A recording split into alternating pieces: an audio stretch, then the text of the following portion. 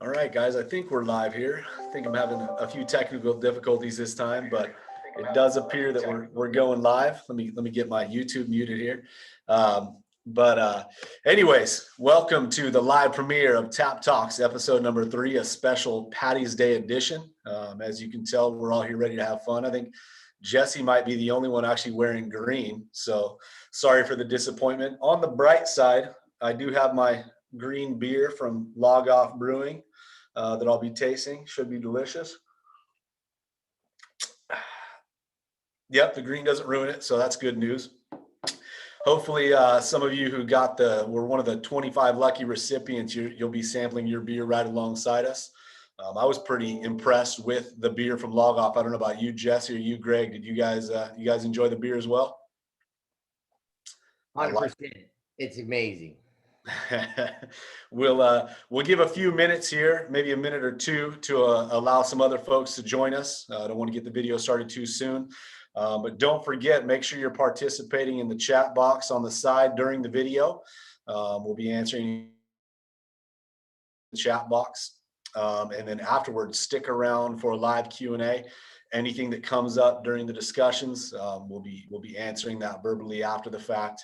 We'll do as much interacting as possible, but follow along, have some fun, and hopefully you're having a green beer alongside us. Hey, Greg, Das Doctor, you have yourself a green beer over there? You muted, buddy. you got something. Well, out here in South Carolina, I had to get what I could get. So yeah, I do have some green beer. It's an IPA, so we'll have to give that a try here. Awesome. Well, enjoy. And with that, let's go ahead and let's get the video started. Dustin, you want to kick it off for me, buddy?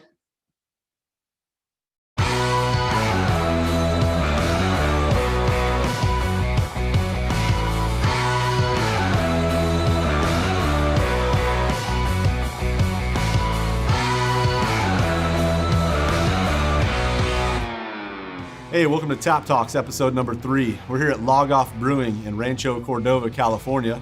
I'm Kenny Blakeslee, CEO of Pulse Signal Solutions and Apex Site Solutions, and host extraordinaire. My name is Jesse Friedman. I'm the Chief Revenue Officer at Pulse Signal Solutions, and I'll be the voice of the customer.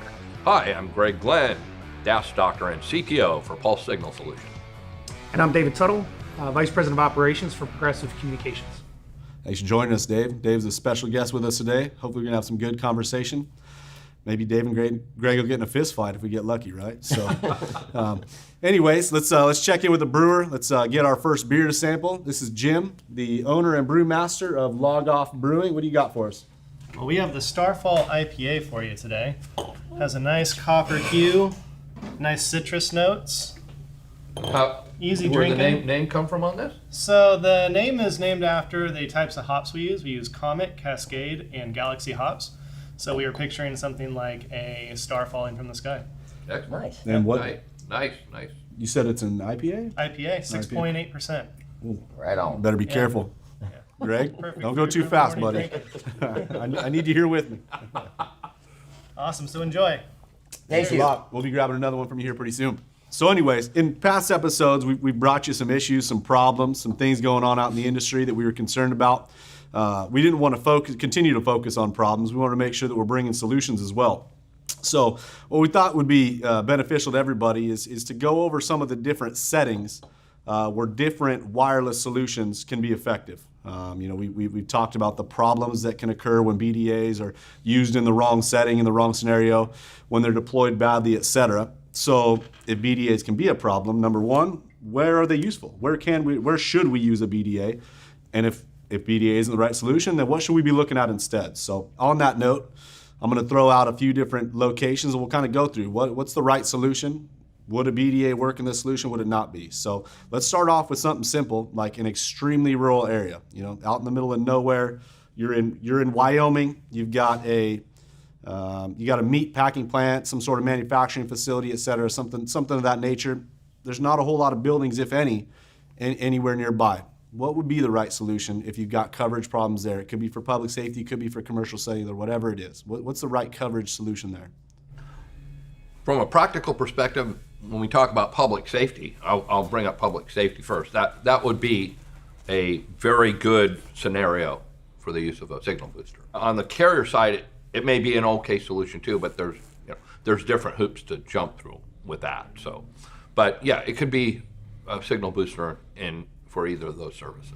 Why that setting? Why is that setting more appropriate than maybe some others for a signal booster or BDA? I would say simply because it at that point the BDA is standing alone. It becomes part of the network, but there's nothing that has to be concerned about another BDA being close to it, interaction between BDAs, and typically you're farther away from your donor sites in those particular situations. You might be, say, 10 miles away from a donor site. So any noise product that the BDA would tend to generate would dissipate before it had any negative effect on the donor site. And you don't have typically a lot of other traffic, other buildings that are close. You're not typically going to have multiple mobiles or portable radios that are outside of that facility affecting the operation of the BDA that's in that facility. How far do those things work? I mean, like how many miles will it go if there's nothing around? The FCC gives 5 watts of power, so that theoretically probably 25 to 30 miles. Oh wow. Yeah, I mean, depending on the antenna systems of the receive site, but yeah, 20 miles would not be Crazy. out of the realm of possibility. Okay. Yeah, and then the more rural you get, you have the less buildings, less people, and inevitably, if you add people in buildings, such as an urban environment, you have more RF that's coexisting with the public safety frequencies or with the cellular frequencies. And I think that's what Greg's alluding to, is you almost have a preferred environment the more rural you get, because there's less ambient RF that could interfere or coexist with the cellular and public safety frequencies. Mm-hmm. So there is the more rural you get, there's less distance, there's a greater distance to the cell towers. So to a degree, that's a benefit, but with a BDA, it by nature is dependent upon a macro signal. So you can't be beyond a macro signal. So the macro signal has to be there first and foremost. Mm-hmm. And then the cleaner and less interference with that frequency or those particular bands, the better the situation. Gotcha. And right there, there's a lot of focus on public safety, especially when it comes to signal boosters, BDAs, right? Carriers aren't generally going to want to see just signal boosters or BDAs because of exactly what it can do to the macro network. For public safety, you can do the same thing on the commercial cellular side, right? So they're very protective of their network. They're going to always shy away from that solution, at least in our experience, right? It's going to be hard to get that approved. So in that scenario, if you can't use a BDA, if they're not going to approve that BDA, how would we get commercial cellular to a building like that? On the commercial side, there are small cell type applications that are available that actually are driven by internet connection that multiple manufacturers. Explain that a little bit more for me. What is the Corning? Corning. The spider cloud. So what you're talking about is an alternative signal source that can generate. Okay. That can generate RF, but it's based on backhaul that has to do with internet. Yeah, it has to be the originating radio signal. Right. Whereas a BDA, it's like a Wi-Fi extender at home. Your Wi-Fi extender doesn't work if you don't have your main Wi-Fi hub. Right. So it's the same with like the spider cloud solution. That is the actual radio head. It's generating the frequency. It's not repeating it from somewhere like a BDA. So therefore, the limit is what's the internet backhaul and the connectivity. Right. Gotcha. Going to have a certain level, and I don't remember what the exact number is, but you're going to have good internet connectivity out there. Well, you're going to have as much internet capacity as you want speed. Sure. So if you only have 10 meg connection, that's the maximum you're ever going to be able to get out of that. Now, there's other solutions, obviously, for that type of scenario, right? Where maybe a point-to-point microwave type solution to jump to somewhere where you could get For the backhaul, yeah, absolutely. Exactly. So there are solutions. It just becomes more and more involved, right? So it does depend on the scenario. There, it's almost wide open. We can choose whatever is best. There's not really going to be too many limitations. It might just get trickier, right? Most of the time. So, and it's interesting that you mentioned point to point, because that's a great scenario. Even again, the more rural you get, right? Because it's more favorable. There's less obstacles between those paths. So we don't see it so much as we used to in metro areas, but you do see it more often in the rural areas. And it's also the move with the rural broadband initiatives that are going on. So it's a great topic to actually bring up because this is top of the industry right now. Let's take it from the rural setting, right? So let's flip it to the complete opposite. And let's say we're in a dense urban city environment, and we've got a coverage issue inside of a building. What are we going to do there? If it's can we use a BDA there? A signal That's all booster the there. issues we've been talking about. Yeah, for sure. that becomes a that becomes both a legal from an FCC standpoint as well as a physics question. Oh, so you didn't say illegal, you said a legal question. Illegal, right, under the rule, okay. right? The bottom line is, yes, it can be used if it Falls into if it follows the FCC rules.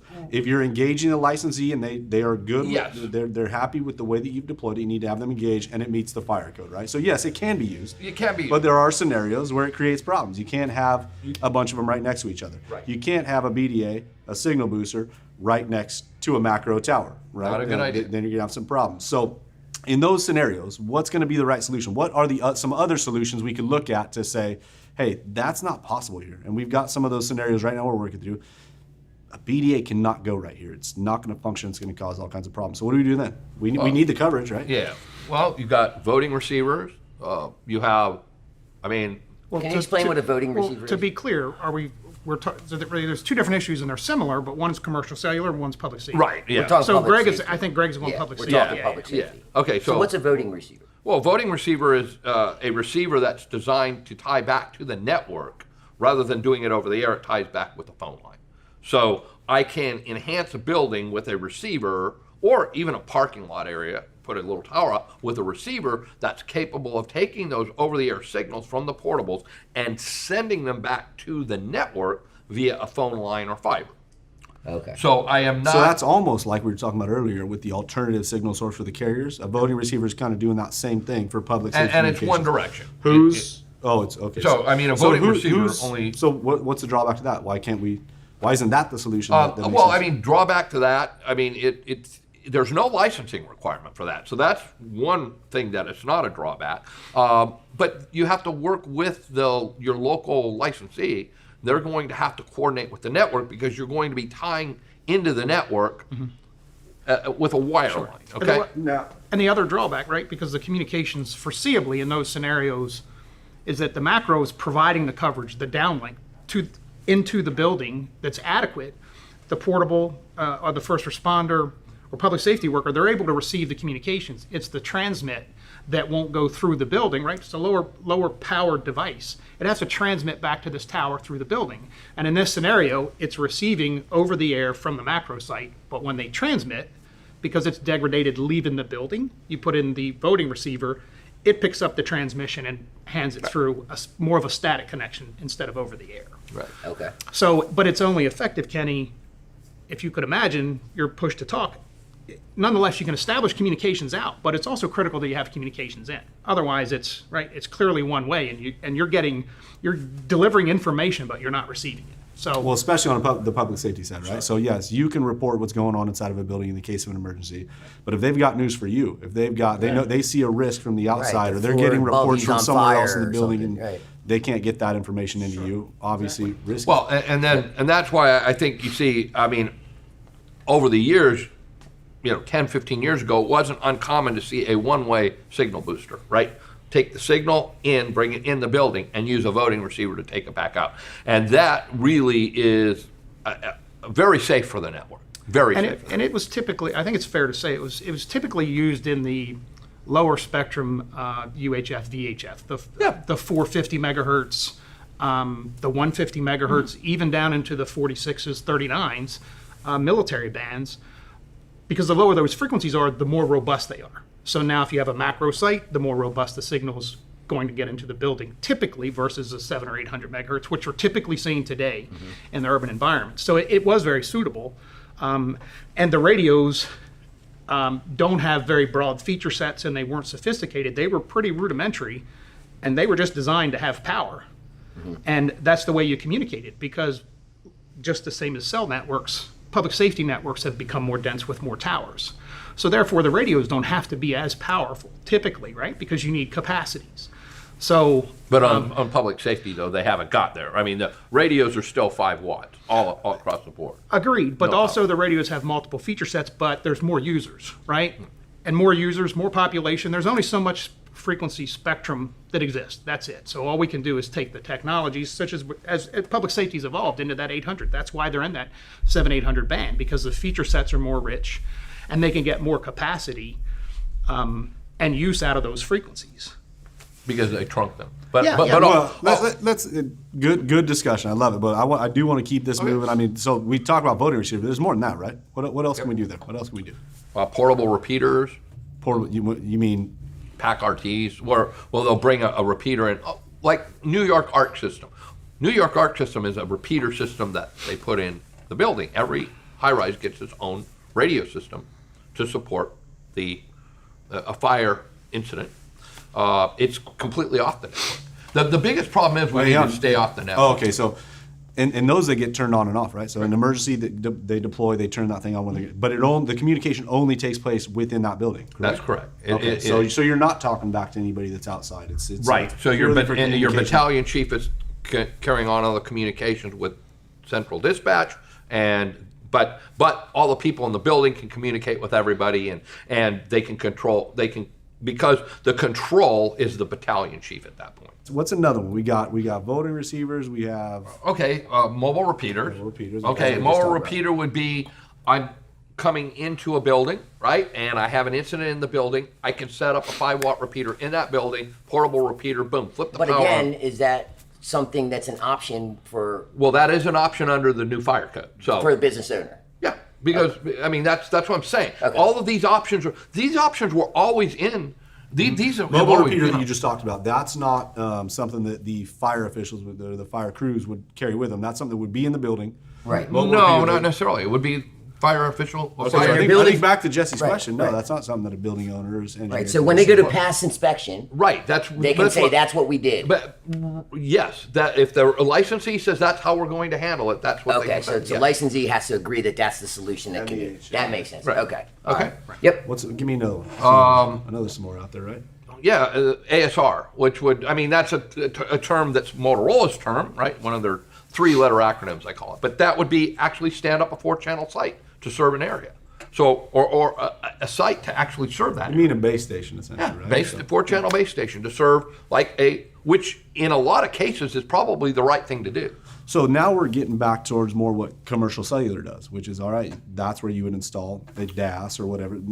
Granted, the ASR isn't necessarily the DAS, but that's a signal source. So we talk about the carriers say we want to deploy our own signal source that's going to tie back into the network, and it can distribute into the building, right? Right. So that's essentially a base station, and what's the drawback of that going to be?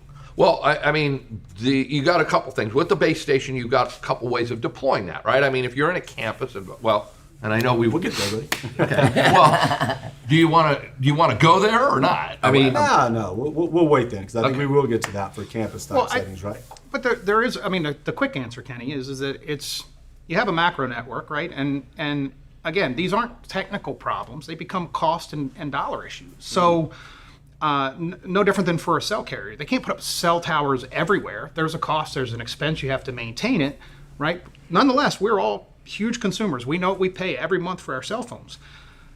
It's the same with public safety, only it's not really revenue generating. So they put up towers that adequately, and typically having built some of these systems, it's what covers, quite frankly, 90% or 95% of the typical scenarios, meaning a typical residential build in building coverage. That doesn't guarantee coverage in someone's basement, doesn't guarantee coverage in a high-rise building, in a hospital, very dense walls. What Greg's talking about is, think of it in terms of the cellular world, right? You have a macro network with the BTSs at the sites, but then the next step down, which we've evolved to, is the small cells. So it's really a subset of the network. It's lower power, doesn't cover as much area. So when Greg's saying ASR, it's really that. It's a tiered down subset extension of the network. So it doesn't have as many channels, and it's not going to propagate as much distance, and it's not part of the core network. So it accesses the core network. But it's expensive. Well, sure, it's expensive. And I think where Greg was going is when he said sometimes that may be the better solution, because if you took an aggregate what a community may spend in building BDAs versus putting in one ASR, Right.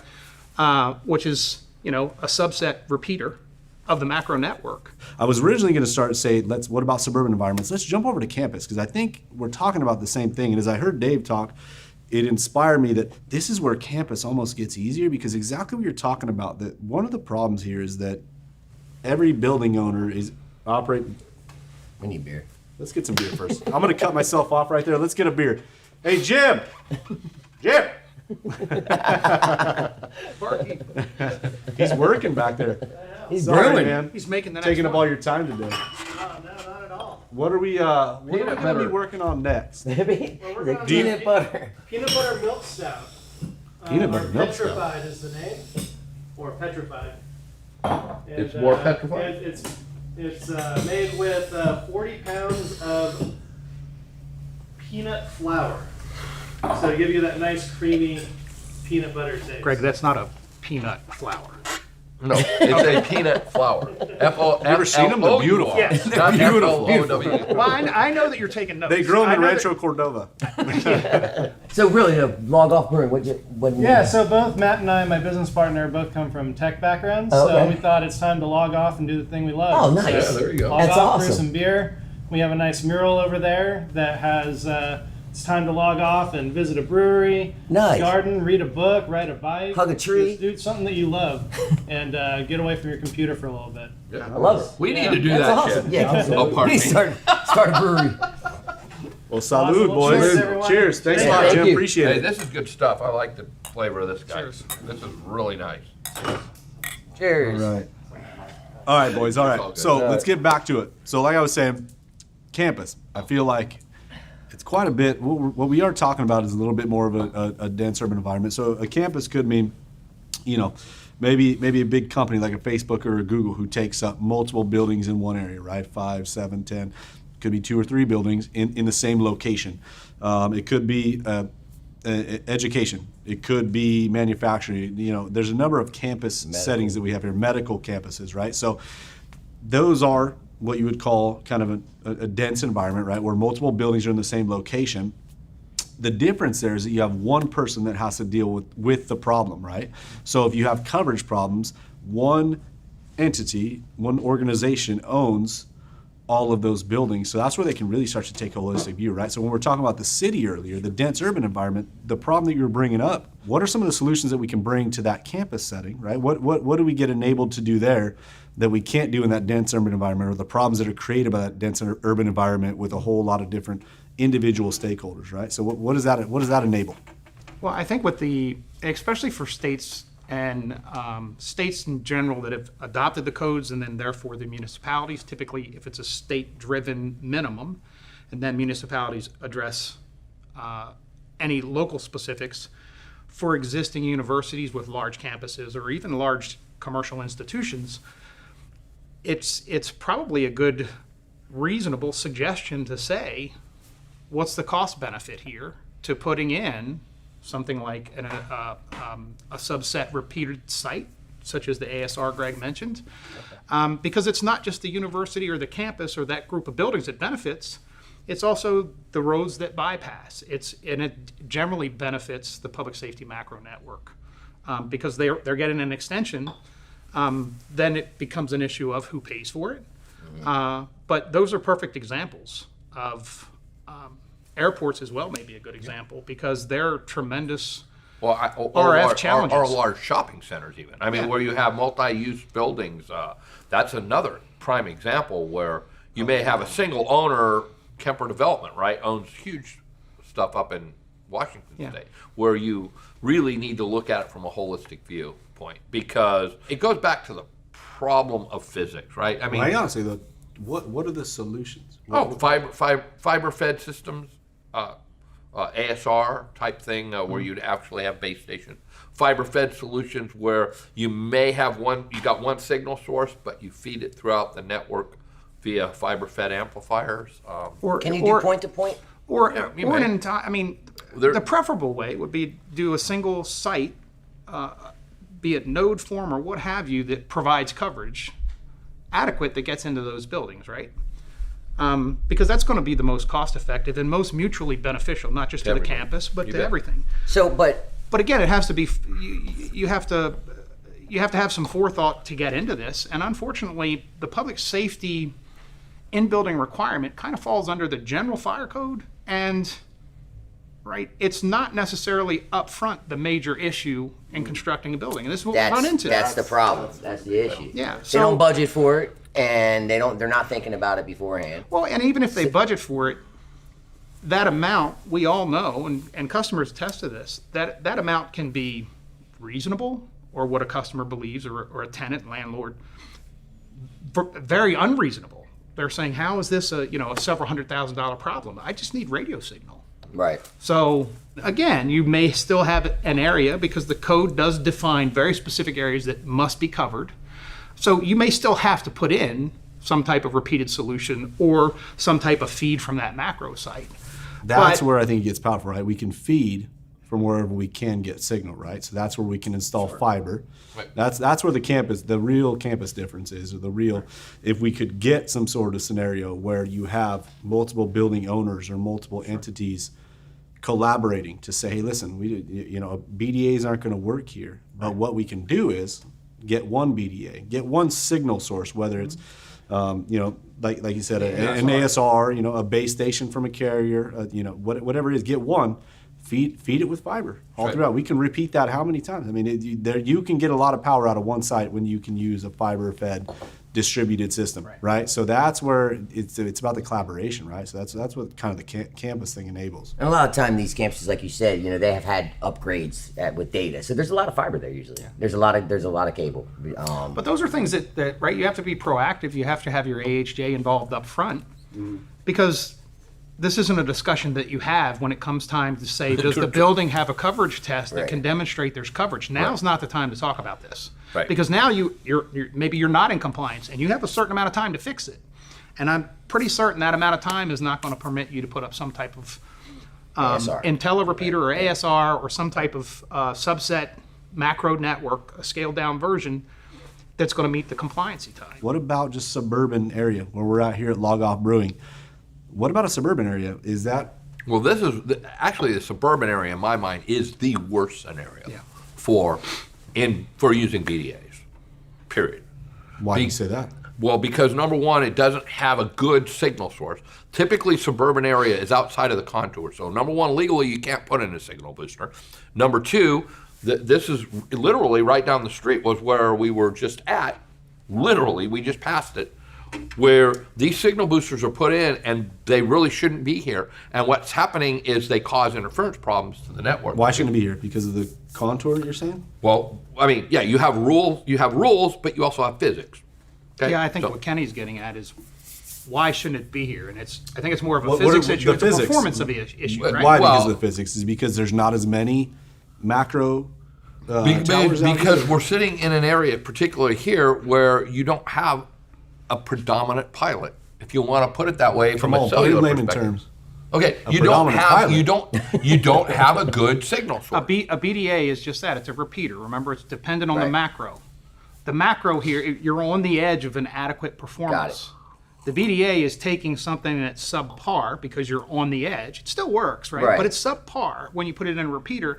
And now the repeater or the booster is amplifying subpar. So you the don't nature of the amplify way- subpar because you get a subpar amplified The nature result. of the way the macro network is built is that it's going to be focused into the city and it's going to slowly start to spread, just the way the city's built, right? Well, it's economics, yeah. They're not gonna- they're gonna build So then now it. you've got a subpar signal to utilize. To repeat. So are there situations where you own a building out in a suburban area and then they're planning on building a site and somehow this becomes a cost impact to you after the fact? Like, Yeah. so you passed, you're good, everything, yay, checked Well, off, for we're it- good, but then all of a sudden now they're saying, hey, they come back and you say, oh no, you got to write another check. Yeah, that's Really? that's what's happening now. I mean, for instance, down here, right, literally down the street, the carrier, Sacramento Regional, came and basically said no.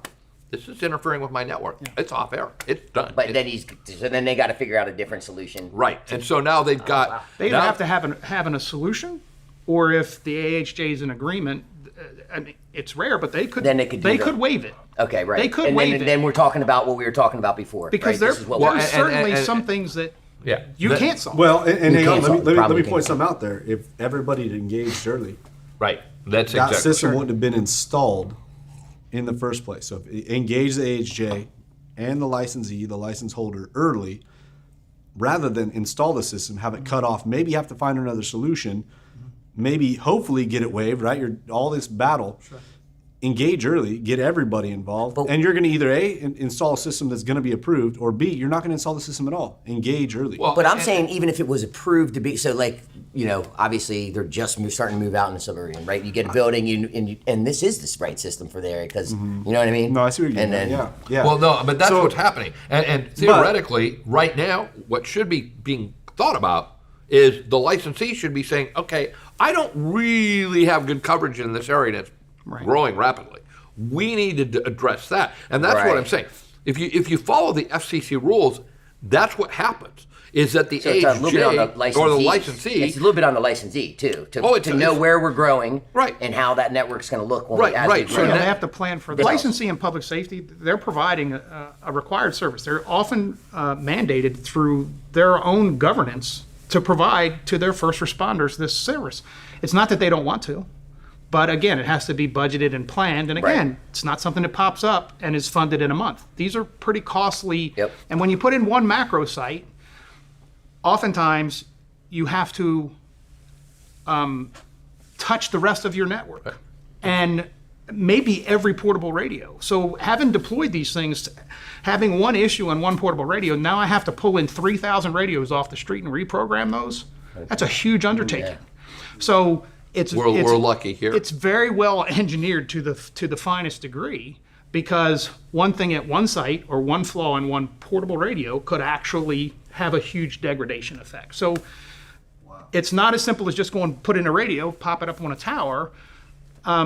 It's, you know, and it's life safety. It's mission critical. Right. It's got to be there, and it has to have the failure levels and the redundancies built in. And it's I guess my question, I think, going back to that was, you know, how as a building owner, not knowing what the right solution is, right? So what solution you're going to need, and you're about to do new construction, let's say on a campus environment or anywhere where you're about to pop up now a new floor, you just got some more property. Yeah. How are they supposed to budget that, and why is it not on their top of mind? Like, they know that they're going to have to budget for the fire system. They're going to have to buy, you know, all this. Why are they not Well, you thinking about that? You want my honest opinion on it? It's a fair, Greg, do you have anything less than an honest opinion? and it's never humble. Or just an opinion? It's not even, and it's humble. and it's Give it to humble. us, Greg. And it's Give it to humble. Let me ask you this. When I build a building out here, Mm-hmm. I am paying taxes to build a park. I'm paying taxes to build a new firehouse. Right. I may be paying, in my permit, a tax. Capital to, gains. Well, It's whatever. capital gains. It's typically haven't been in local government. It's typically building permits, and I went through this where building permits, a residential permit might be $400 or $500. All of a sudden, you know, in a year or so, it becomes there's an $8,000 fee on it. People say this is crazy. Well, it's a capital infrastructure fee. A lot of municipalities use this to do capital improvements, Right. schools. It's not for operational costs typically. And That so is this for doesn't fall infrastructure. under that, though? That's where Greg's Oh, going. that's is where he's that it going. So should right be- now, it's not under that. And so they're thinking Well, a it lot could of be, these things Jesse. are going to be set. It could be. It depends on what Right. they determine capital infrastructure within municipalities. Got And I'm it. certain there's municipalities that do include this. Okay. Right. But the bottom line is this should be included as part of your building permit, which should fund the licensee. Got it. Now, it may not, that's not saying that you're not going to use a BDA in that building. Right. But that needs to be funding the licensee or the party that's operating the system to build the correct solution. So would it be safe to say if building owners were more informed that these types of scenarios are going to happen, and there's different solutions, and they could cost this many different ways, and this is how, if you were to get in, or we should be the first people they contact, or Right. This should be the first thing they're thinking about because it's such a range, right, of solutions and money. So to be clear, it's a bit unusual, right? Because building codes are established, and whenever your home was built, it was built to the then current code or the electrical code. And those codes change, and it's very rare that something pops up that you now have to go back and retrofit your home. But in these, the NFPA and the IFC representative standards that are adopted as code, the bodies that develop that, the stakeholders, industry folks, fire, EMS, whomever's, and it's a litany of people that come to a consensus. In this particular instance, it's saying if you have an existing building in the jurisdictions that adopt it, you now have to bring your building up to compliance. So to put it in another example, it would be like whatever your electrical you have in your house. Like I know you're going through a rehab today. If they came back in 3 years and said, Kenny, your remodel, you have to change your electric or you have to add something additional and it's a major cost. That's what you're asking. How do you budget for that? Well, in new construction, In new construction, it's typically known. Well, is it? Because it doesn't seem like it is. There's a multitude of solutions. But there's a multitude of solutions. But it's typically known. It's not necessarily understood with the cost ramifications. Right, that's what I'm saying. It's looked at as a simple, okay, we just have to put in a repeater system. We have to put in something, Right. We're just bringing in coverage. And if you liken it think- to a Wi-Fi or your home cable system, it's a modem. What is it going to cost me? $300? Exactly. Yeah. And that's what the problem is. And I you have a think. 6-figure problem? Yeah, that is That's definitely the problem. It's standard. being dealt with when people are picking out toilet paper holders versus, early Right. on Well, when and they're that's picking what- out their That's the electrical problem, system. right? They're- Yeah, exactly. Like, we need walls. No, and in fact, I got to say this much for whatever it's worth. You can edit it out if you guys want. So I'm giving you a break here. The fire code never brought the licensee in to discuss any of this. The licensee was Right. never brought in. Yeah, Well, we've they are talked now, about aren't right. They are now. No. Well, No. well, no. we've gone over that. I think. Yeah.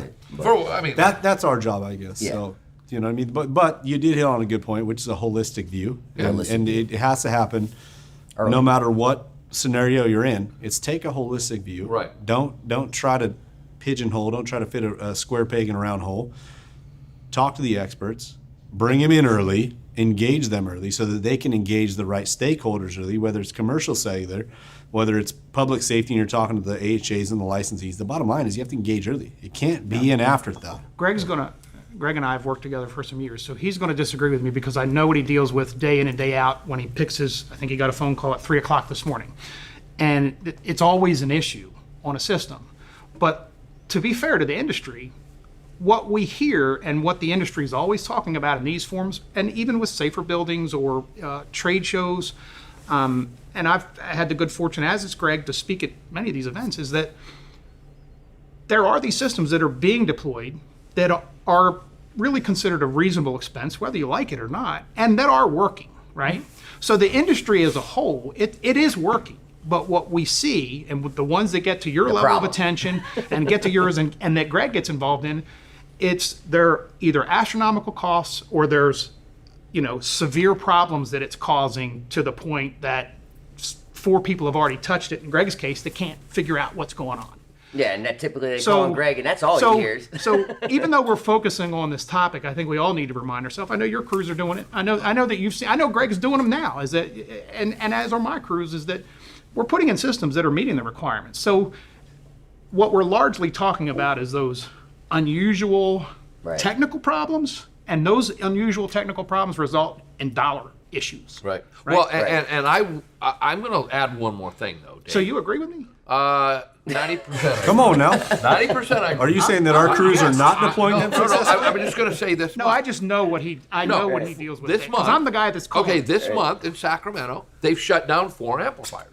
So they've shut down 4 systems that 3 of them were actually approved, Sure. and 1 wasn't because they can't hold any more BDAs here because every BDA that gets put on creates a problem somewhere in the macro. But my example is that I have crews that go out to certain things that don't need to be shut down. My point is, Greg, when you get involved, It's usually it's already exhausted. Okay, but if the last So you last have a 4 different- out of 6 problems, I know, but 4 you out have a of 6. different vision. I haven't had to go out and shut off any all right. BDA. But do you see what I'm saying? I'm just meaning is that there is things in the industry that are going well. Yeah. But in Greg's case, and I know because we've worked together for years, is that everybody calls this guy when they get to the end of the rope.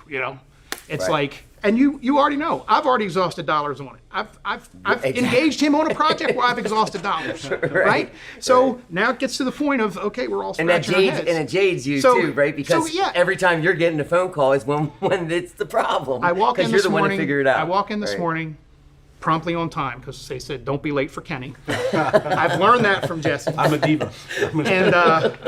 And Greg is Greg.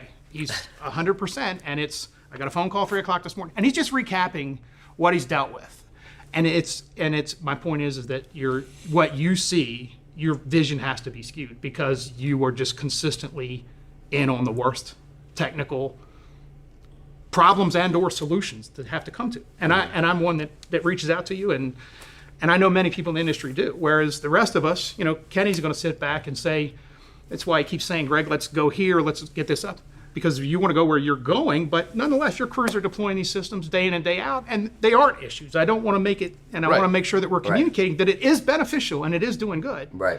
And the industry as a whole, I mean, we all know how much we spend on the training and the certifications and trying to bring this standard and awareness. But whenever we get in these forums, it's always, no one wants Problems. to talk about the great successes Right. Yeah. all the time. Right. And there's always a solution. Sure. But to make it cost effective, you have to analyze the solution early. Otherwise, the dollars are going to start to add up if you approach it late. So there's always a solution. Just got to talk about it early, find the solution early, and then you don't have to talk about all the problems. Well, and I think what you just said is probably best. If you get to the solution early, usually the solution Yep. is a lot less money than if you're on the end of the day. Right. And I can't get my CTO. I'm supposed to be open tomorrow, and I need a solution overnight. I'll tell you what, I'm a contractor, and I've been put in this situation with my home remodel right now where put the cart before the horse, all of a sudden you're kicking yourself at the end. So absolutely, it's the exact same thing, right? Find the solution early. Don't just move forward, cross your fingers, everything's going to be okay. Nope. Talk about it early, analyze what the problem's going to be. Maybe there's not even going to be a problem, right? So get the right solution early is definitely what I think is the case. So, hey, listen, guys, I think it's about time to wrap this up. We don't want to take it on too long. I know all of our customers and our audience have things to do. So, hey, keep the conversation going. We appreciate all the questions we're getting. We appreciate the conversation. So make sure you hit us up at taptalks@powerpulse.com. Go to our social media, Pulse Signal Solutions on all the platforms. Hit us up on our website, www.powerpulse.com. And let's continue this conversation. So, listen, guys, it's time for us to get out of here. Dave, really appreciate you being a guest here, appreciate the Dave. invite. Yeah, thanks for joining us. You brought a lot of insight. You're a lot smarter than Jesse or I. So you can keep up with Greg a little bit. We appreciate I you. just didn't So know I could dress like Jesse. I've become a bit more casual, but nonetheless. I know. But I appreciate it. time to we're log on- off, boys. Log Let's off. log off. Cheers. Thank you. From Log Off Brewery.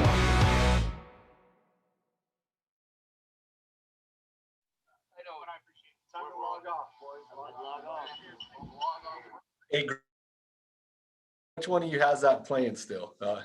Hey, listen, welcome back, everybody. Hope you enjoyed the video. We had a good time doing it. Thank you to Log Off Brewing for being our host, giving us this delicious beer. Make sure you're asking any questions you might have in the chat box. What we're going to do right now is we're going to jump into some Q&A. We had a good one come across from Bruce York we'll get to. We also had some questions asked ahead of time that we'll answer as well. And as you can tell, we've been having a good time over here watching the video. Jesse somehow changed his hat. Greg just stepped out of surgery with his green mask on and his "Kiss Me, I'm Irish" plaque. I lost my virtual background because I was verbally berated over and over again. The DAS doctor has his mask on. So I did away with my background. And I told everyone, if I get 10 happy St. Patty's Days in the chat box, I'll do a beer bomb for everyone. All right. So happy St. Patrick's Day. Bring it. But anyway, so Greg, I've got one coming your way from Bruce York. Why not separate it into two phases? Install a system quickly by going off air to get approval for compliance. And if required, then two, provide the backhaul/signal source at a later date, right? So I think he's talking about a temporary solution using an off air like a BDA, and then at a later date, once you can get approval or the infrastructure, going to a dedicated backhaul or signal source. What do you think about that, Greg? Well, I think, theoretically the idea is nice for sure, but the bottom line is the FCC rules are very specific about where a over-the-air source can be used.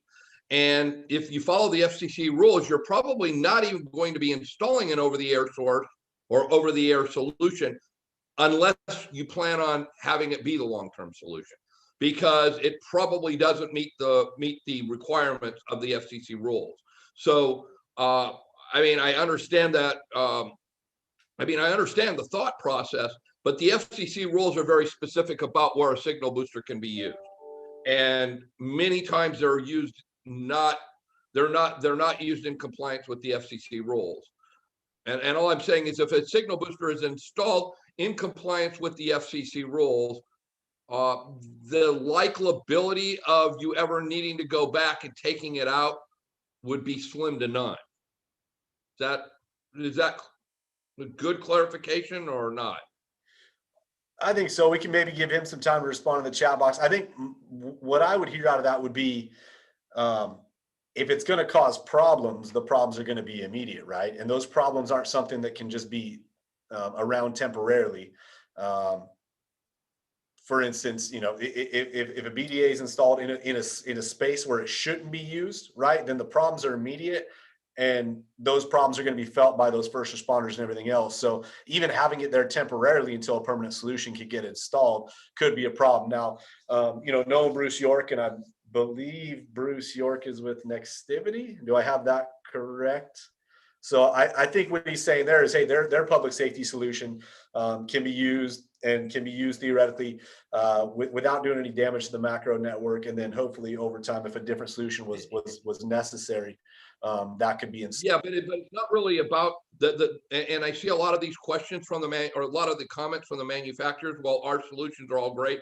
It's not really about that. It's about following the FCC rules, and the FCC rules have specific requirements for where a signal booster can be used, and it has to be within the service contour. And I don't want to go into a bunch of technical stuff on this, but 90% of the boosters, well, I can't say 9, I can tell you from the commission's perspective, 90% of the boosters are not being put in under the rules, following the rules, but I can't say how many of them would be being installed outside of the contour, but I can tell you that many boosters are installed outside of the legal contour of the licensee under the auspices of the fire code. So all I'm saying is that if a signal booster is the proper solution at all, it's probably not going to ever really be replaced by another solution later on, right? If it's the proper solution to begin with. If it's not, we have seen some problems. Although we have seen some problems with maybe some equipment manufacturers, some of their equipment not meeting the spec, even when it is a well-engineered, well-designed system, there's just certain scenarios where it just isn't the right solution, and so it's not going to change whether or not you need to put something else in. The bottom line is, it's either set up for that particular situation or it's not. If it is, go ahead and leave it because it's not causing any issues. If it isn't the right solution, then even having it in as a temporary band-aid isn't going to work. Well, I mean, putting it as a temporary may, number one, be illegal, and number two, if it causes problems, it's not, why would you want to put in any solution that is causing a problem, number one, and number two, if it is illegal under the rules, I mean, that's why people are getting violations right now from the FCC, because they're going in outside of the rules. And I'll just leave it at that. That works. Go ahead, Jesse. I said that works. What other questions do we have?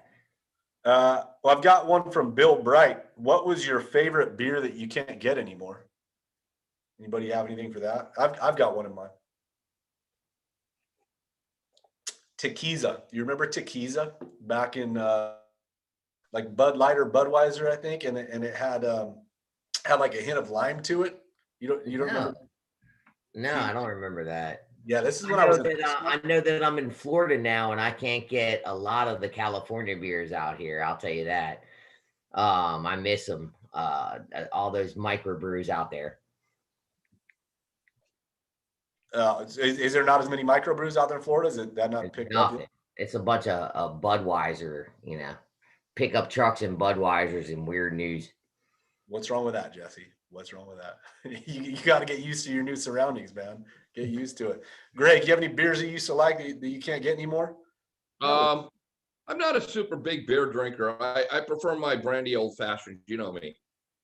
So I mean, I like a lot of the microbrews. Don't get me wrong, but I don't have one that I can't get anymore that I'm dying over. Gotcha. If anybody can find me some tequila, just for sentimental sake, I'll pay big money for that. So, Zima, what about? Can you get Zima these days? Remember Zima? I don't know if you call Zima a beer though. I would have to argue that Zima is not a beer. Hey, we're getting some more questions in, guys. Do we want to answer the feed or what are we? I'd rather continue to just talk about beer, but fine. How about Steel Reserve? Is that stuff? I guess. The Steel Reserve. Greg, what do you see over there that you want to get answered? Well, I mean, curious. We got another one from Bruce. Curious on the issues of seeing in BDAs. UL 2524 has absolutely nothing to do with performance, RF performance of BDAs. And unfortunately, 2524 doesn't help. Let's see, already approved NFPA 1221. Unfortunately, again, 1221, and we're trying to change that in 1225, is not in symbiosis with the FCC rules. So it's interesting because both fire codes, NFPA 1225 and 1221, point to the FCC rules, but yet the fire code itself is not in symbiosis with the FCC rules. So as a result, you can ask most of the, for instance, a building inspector, if you ask them, oh, well, how are you complying with 90.219? They don't even know. They don't even understand the FCC rules. So it's become, that's an issue. And then we have another. Just asked the question there, Greg. Does the DAS install look the same for 5G? Oh wow, that's a loaded question. It could, and it may not. For millimeter wave, it's not going to. If it's 700 meg 5G services, like for instance, maybe, or 600 meg like T-Mobile, yeah, it could. So it really depends on probably the frequency range and the evolution of the 5G service itself. So it could be, yeah, that's, like I said, that's not a yes or no question.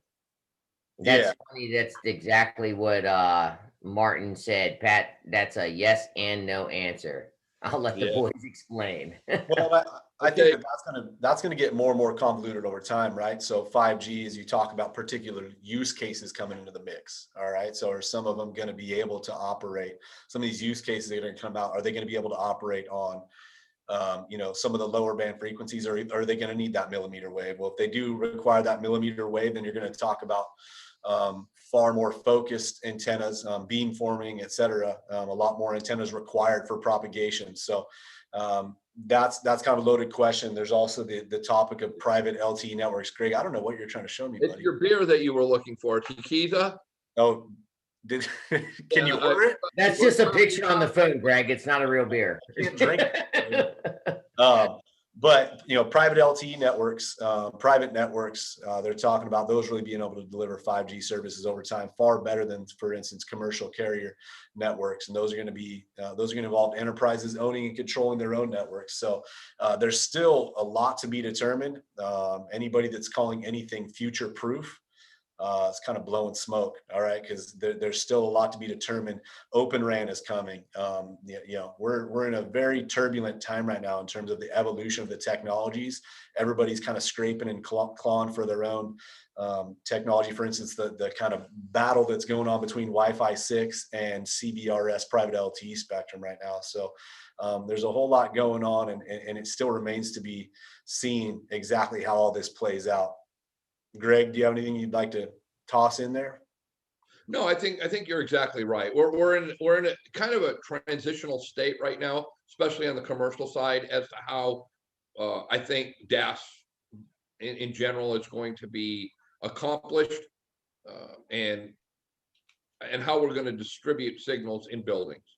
And I guess that would, whether or not it's a conventional distributed antenna system or something different, we're still looking. We're still still being explored, I think. No, I think it's a great point, and you know, what we're looking to talk about in our next tap talks is exactly that. You know, we're trying to look at all the different technologies from a holistic view and what cities are actually looking at. I mean, there's a lot of hurdles with 5G when it comes to even people, you know, thinking, hey, that I don't want that thing near me because it's gonna affect me and it's a millimeter wave, you know, make my brain crazy and that stuff. So you got those little hurdles, or maybe big hurdles when it comes to cities, but there's a lot of different ways to slice that pie, and I think the technologies are all coming together, and it's going to be a fun time over the next few years.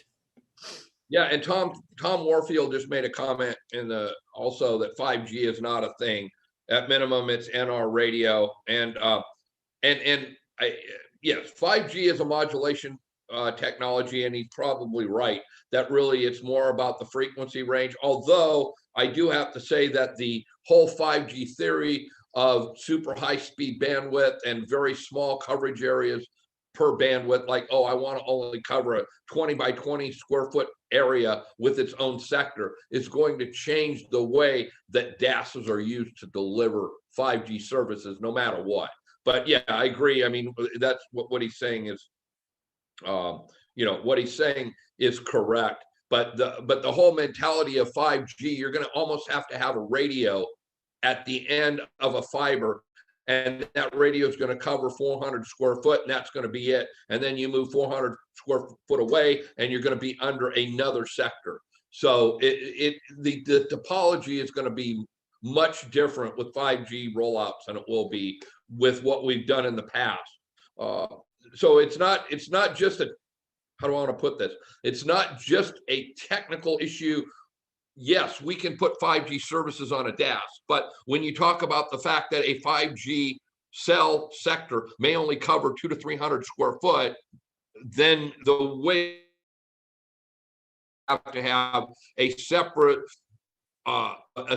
data feed for every one of these radios, however we do it. So I think that, like I said, we're still in a very liquid, it's very liquid as to what this is going to look like from an in-building perspective on the 5G side. Well, I think you've got certain carriers that are electing in certain venues to also stay off. You know, even we know of a venue that already had a neutral host DAS installed, and they were electing to come in and install a small cell network inside of the building on their own. They were going to fund it to deliver 5G because it was millimeter wave. So that was their solution to deliver 5G there. So that's not going to be a neutral host DAS. That's going to be a small cell system there. So, you know, there's a lot of moving parts still going on right now. There's going to be a lot of different solutions to get to different to solve problems. So it's still a moving target. All right, I see John Norris saying thank you for the 2 beers. You're welcome, sir. Thank you for your quick registration. We hope you enjoy. Let's see, we had another one on here from Manny Gucci. What disruptive technology may change ERRCS as we know it today? Greg, you have anything to say about that one? Do you want me to answer that one? I think the disruptive technology is going to be the fact that the FCC is starting to enforce their rules. And, you know, I think probably the potentially biggest disruptive technology that's going to be contract. So the contract between FirstNet and AT&T says nothing about in-building. So if there's an in-building requirement, that becomes a requirement of the local AHJ, and which FirstNet doesn't have an issue with at all. But what AT&T has said is we will give you guidance as to what that DAS needs to look like to support FirstNet in your marketplace. And so that's kind of the way it's going. If you're going to be FirstNet compliant, you got to go to AT&T, you find out what they want, and you build the DAS.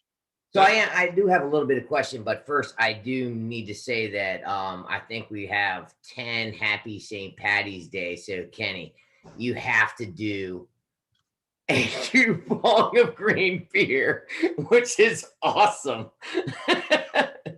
Hey, put your mute off. It's not green beer though. Oh, whatever. I just want to watch you do it because I hope you puke on the shirt. It's gonna be awesome. Do it. I mean, it's a And good. then I have another question for you. See if I All can. right. Happy St. Patty's Day, I brother. am a grown up. This is only for St. Patty's Day. Okay. You get to where you can see it. What is that thing? Q bomb, buddy. Pulse branded. Well, hey, does it say pulse on the bomb? It does. God. Ready, go.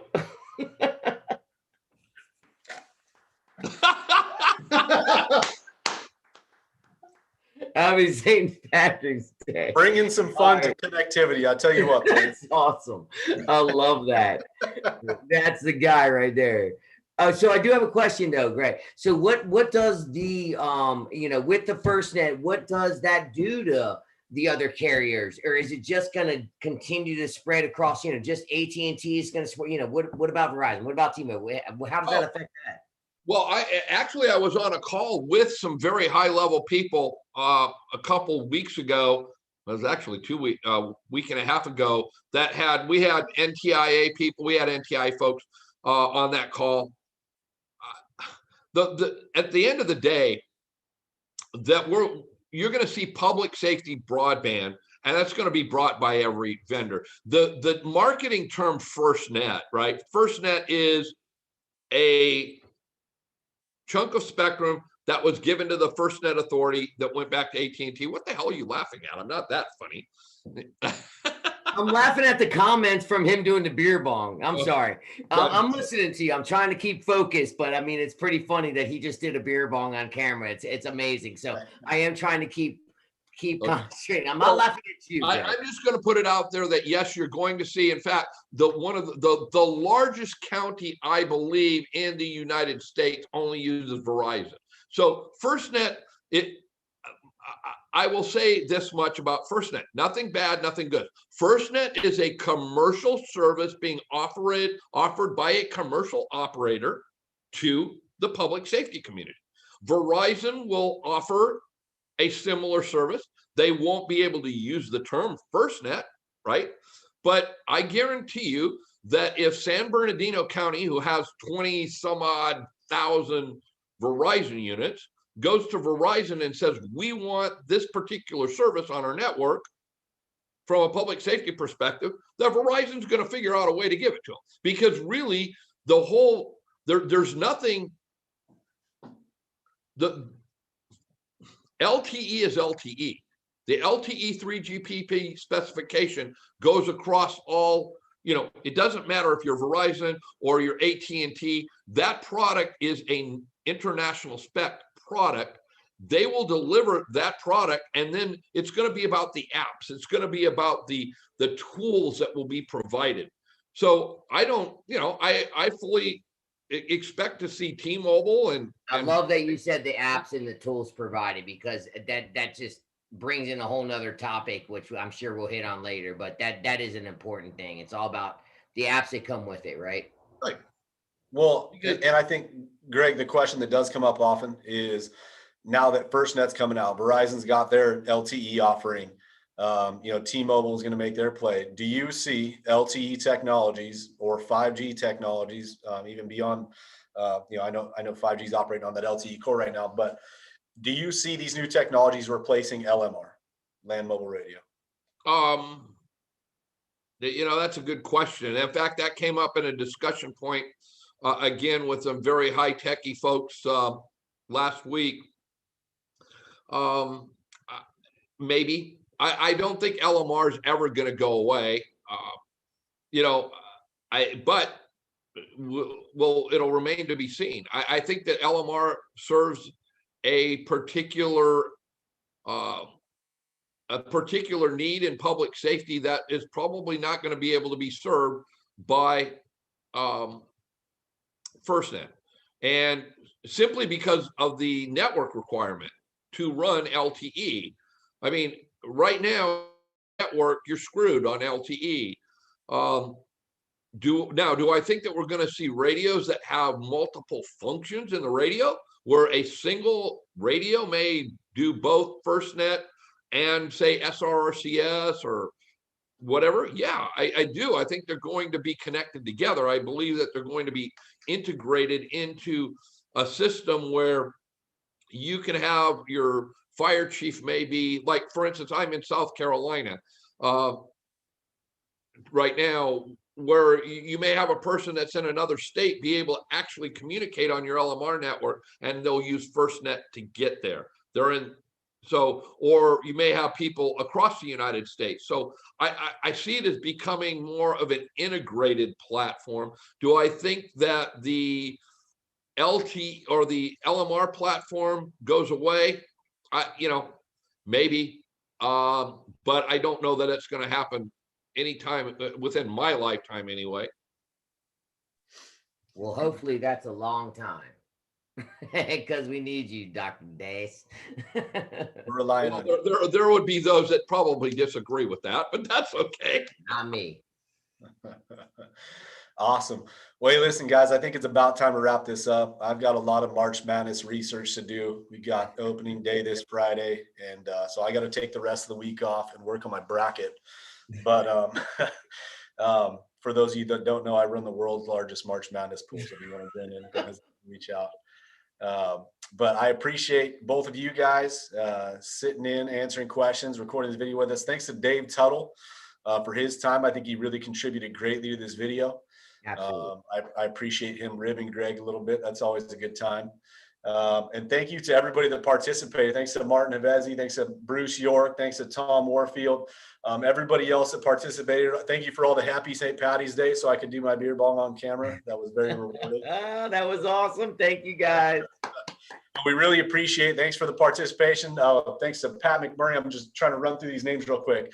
Thanks to everybody else. Be sure you hit subscribe.